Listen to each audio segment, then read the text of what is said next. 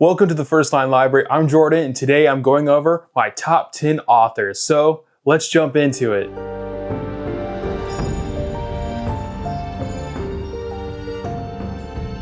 Welcome back, guys. If this is your first time here, welcome. So happy to have you here with us talking about books. This is the First Line Library, and this is where we just gather to talk about books, authors, reading habits, what have you. The discussion is endless. So, like I said in the intro, today I'm going over my top 10 authors of all time.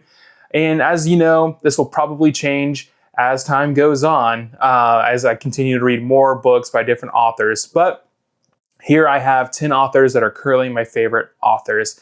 And I also have a handful of honorable mentions. So let's start with those first.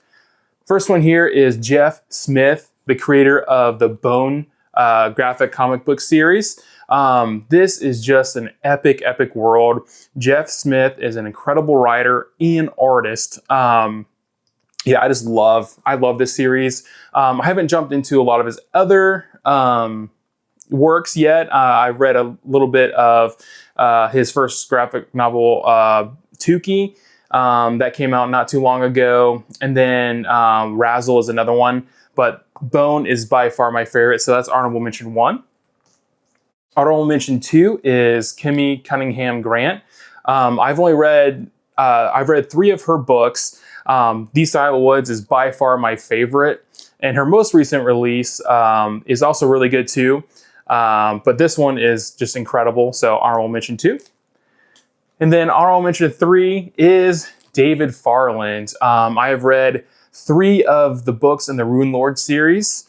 Really enjoy these books. They're a different style of a magic system and writing for me, but also really interesting, great character writing, great settings as well. So those are my honorable mentions here from my favorite authors. So let's jump into number 10. Number 10 is going to be Jack Carr in the Terminal List series that he has written. He's done some nonfiction, but I've only read his fiction series, The Terminal List. This is his newest release in the main series.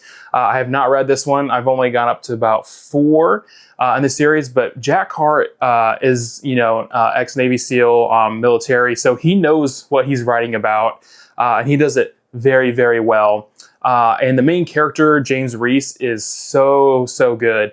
Very relatable. I really just love Jack Carr's writing. And if you ever want to check out the audiobook, Ray Porter is the narrator for the Jack Carr Terminal List series, and it is incredible, really incredible. So highly recommend that. All right, moving on to number 9 is going to be Stephen King. I just wrapped up The Stand a couple months ago. Wow, this was just, this was a chonker. But, as a lot of people know, The Stand is like that main story of good versus evil and good winning. I've only read about 8 or 9 of King's books, and maybe only one of those has been kind of a stinker. But I've really enjoyed most of what I've read from Stephen King. So he's climbing up there. And I'll continue to read Stephen King as time goes on. I've definitely put some of his books that I don't really care to read about on, a different list. But continuing Stephen King. Right now he's number 9. Number 8 is going to be Christopher Ruocco, known for the Sun Eater series. This is book 1, Empire of Silence. Christopher Ruocco is kind of taking the reading book world by storm right now. Very popular. I'm only caught up to book 3, and hopefully I will be able to get to book 4 soon. But Christopher Ruocco, you can really just see the evolution of his writing style and his beliefs as time goes with each book, and I find it so compelling. Really enjoy his writing. It's a little philosophical at times, and you really have to take a step back and think about what he's written. But thankfully, the author himself has done summaries on each book on his YouTube channel, which are just great for just getting a recap on what happened, because there is a lot of stuff that happens in this series. So that's number 8 with Christopher Rocchio. Number 7, and this might be a little controversial, Patrick Rothfuss. Man, I loved The Name of the Wind. Loved it, loved it, loved it. And I immediately jumped into The Wise Man's Fear, which I didn't love quite as much as The Name of the Wind. I thought the pacing was a little bit off in that one. And what's controversial about it is book 3 is not out, as a lot of people know. But there's just something about the way he writes in this series, the King Killer Chronicles, and my gosh, it's just beautiful writing, especially a lot of those scenes in the tavern when Kvothe is playing his lute. It's just incredible. So yeah, Patrick Rothfuss, number 7. Number 6 is going to be C.S. Lewis. This is the Chronicles of Narnia series, but he's also written so many good nonfiction books, a lot of biblical and theological books, a lot of commentary on the Bible and Christian beliefs. And C.S. Lewis is just kind of a very pivotal author in my life. The Narnia series was probably the first introduction into fantasy that I ever had. It got me to love the genre, but also the author himself is just, man, he's just an incredible person, wonderful believer, and just kind of an inspiration, honestly. Just something to look to get more commentary on the Bible and theology in itself. So yeah, C.S. Lewis is number 6 on my favorite authors. All right, so number 5 is going to be Ryan Cahill, author of the Bound and the Broken series. This is my copy of A Blood and Fire from the book of Broken Binding. One of my favorite editions of a book ever made.